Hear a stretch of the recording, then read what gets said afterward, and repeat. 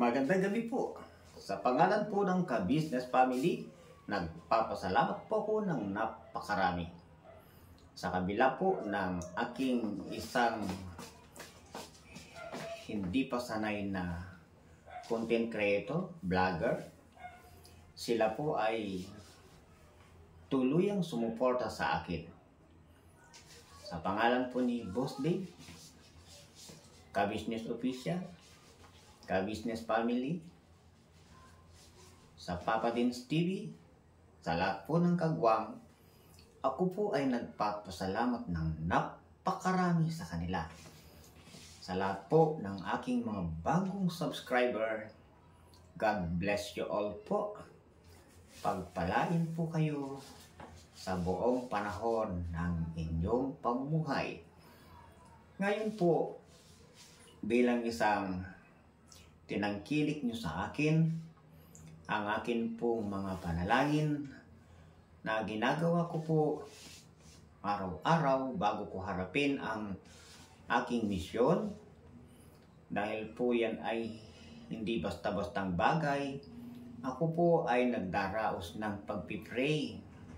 Nagpipray po si Kahimas TV, kasama po ang aking family, upang magawa ko ng may kaayusan na hindi man katapat ng ginagawa ng Ka-Business Family, ay makagawa po ako ng pagtulong na masisiyahan po yung ating mga tutulungan at sila ay makaramdam ng ating pagtulong.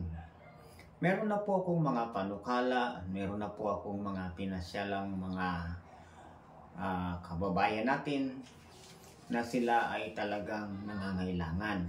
Sila po yung unang-unang pupuntahan natin.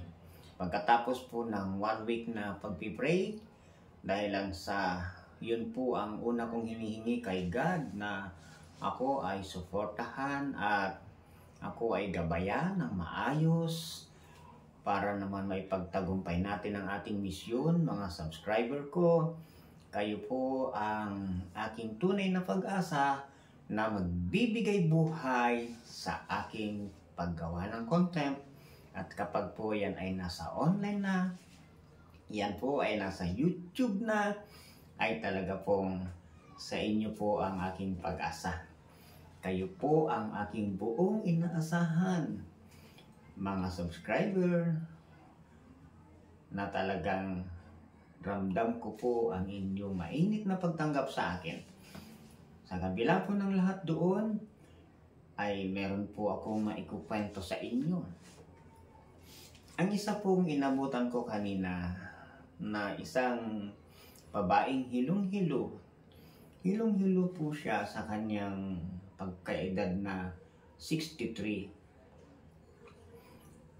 Ako po ay hindi naman basta-basta humawak sa kanyang katawan. Dahil sa nandyan naman po yung mga anak, nagbi-BP, nagpapainom ng pineapple juice. At yun nga po, ang sabi nila, hilong-hilo si nanay. At nangangatog ang mga tuhod, umiikot ang paningin. Dahil so mayroon din naman po tayong konting karanasan doon sa pagtanong-tanong, doon kung paano, bakit nahihilo. Siya daw po ay kumain ng 2 hita ng fried chicken. Bakit? Masama ba yun? Masama ba yun, mga ka-business, mga kahimas, mga kawaki? Masama ba yun? Yun po ay masama din kapag po yun ay totally binigla mong kinain. Lalo na po't inapura mong kinain yun, masama po yun. Dapat po pag mga edad na, ganong edad na, 62, nginunguyan na pong mabuti yung mga meat. Dapat po nguyang-nguya. Paano po kung ang gaya ng ngipin ko ay, gaya ko nga ay 61, ay bawas na po ang ngipin. Kaya po yun, hindi po nadurog masyado yung meat ng fried chicken. Kaya nahirapan po yung kanyang pangtunaw at nakaramdam po siya ng panglalambot. Pero hinintay po namin ang 2 hanggang 3 oras kung makaka-recover siya. Hindi rin po siya naka-recover, nahihilo pa rin po siya. Nagtanong na po ako kung ano pa yung mga hindi niya hilig. Kayo po ba ay mahilig sa ice cream? Hindi. Mahilig po ba kayo sa matatamis? Hindi. Hit ko ang matamis. Nasusuka ako sa matamis. Kung mawawala po ba yung hilo nyo, ay papayag kayong kumain ng matamis. Ayun. Ito po ang sinabi ni Kahimas. Yun po yung tanong ni Kahimas. Kung mawawala po ba yung hilo nyo, inuulit ko lang po, kayo ba ay kakain ng matamis? Pwede, sabi niya. Kasi hilong-hilo na ako, parang umiikot ang paligid. Ang sabi ko, ito po, kumuha ako ng kalahating kutsaritang asukal na was. Yun. Pinakain ko po sa kanya yun at saka pinainom ko po siya ng 1 basong tubig. Ganito po talaga karaming tubig. Matapos po na pinakain ko siya, nagkwentuhan po kami na siya ay nakaupo, na siya ay nahihilo.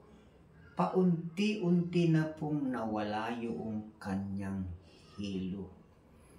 Wala po akong pinisil sa kanya. Wala po akong iba pang ginawa kung hindi pinakain siya ng kalahating kutsaritang asukal na was. Yun po. Kanina po, dahil sa ako nga po ay nag-aalala sa kanya na baka pagkatapos nung kinain niyang asukal ay nahilo siya uli. Ay hindi na po. Tinanong ko po dun sa kanyang anak, sabi ko, nasaan ang nanay niyo? Ay naku kuya, nandun sa kapitbahay, nagtotong-et. O yun. Napatawa po si Kahimas. Nagkumusta rin po ako kung ano nangyari na ng gabi, magdamag na pong masarap ang tulog.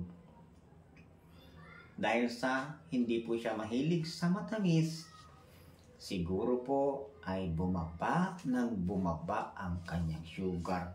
Sa palagay ko lang po yun. Sa palagay lang po ni Kahimas yun. At si Kahimas po, kaya naman hindi nakakapag-add ng vlog. Nagpabunot po ako ng ngipin. Ayan po. Panoorin niyo.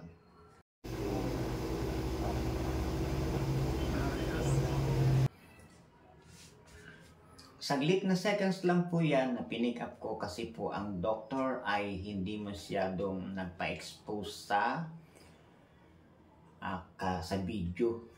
Salamat din po ako at nakakuha ako ng konting snap video sa kanya para po maunawaan nyo na ako ay masakit ang gilagid nung nakaraan, hindi po ako nakapagdaldal. Nagdaldal po si Kahimas kapag ka po hindi po binunutan ng ngipin. At patuloy po magpapabunot ng ngipin si Kahimas para makaharap po ako sa inyo ng presentado na hindi po kayo nakakakita ng bungal na ngipin. At nag-birthday nga po ako noong July 14. Kung makita nyo po yung aking naka-vlog, yun po ay nagbigay ng regalo sa akin yung mag-asawa na panganay kong anak. Yung manugang na po ay will naman po magbigay ng pangpapustiso po na amin ni Mrs. Dahil napakahirap po kumain kapag ganito na po ang ngipin. 2 lang dito na nagbubunggo, dito po ay pinagbunutan. Kaya dito lang po ako na kumakain. Hindi po kami nakakakain ng mga hard na food. lahat po karamihan malambot, madalas po ay lugaw. Yun po muna ang aming pagkain. Salamat po mga ka-business. Salamat po mga subscriber. At sinamahan nyo ako sa aking pagkukwento ng nangyari sa mga kaibigan at kapitbahay namin na narito lang po sa malapit sa amin. Sana po ay meron kayong napulot at meron din kayong napansin doon sa nangyari na walang-wala po siyang kinain sugar. At ipinagpapasalamat ko po at natapos nyo ang aking video. Sa pangalan ng Kahimas TV, nagpapasalamat po ako ng napakarami sa ka-business family, ka-business official, mga kagwang, Papa Day, Papa Deans TV, at sa lahat po ng mga supporter ng ka-business family, maraming salamat po. Bye-bye.